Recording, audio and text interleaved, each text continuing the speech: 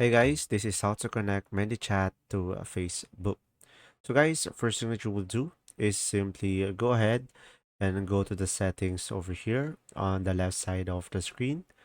And now from here, as you can see, you'll be able to see here multiple channels. So let's simply go ahead and go for the messenger over here. And now, as you can see, I should be able to see here connect. So just simply click on connect. And after that, just simply click on sign in with Facebook over here.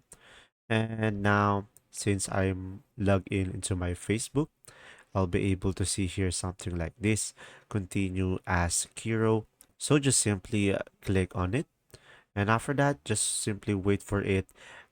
And now, as you can see, I have one page on my Facebook account and it detected it. And from here, just simply click on connect.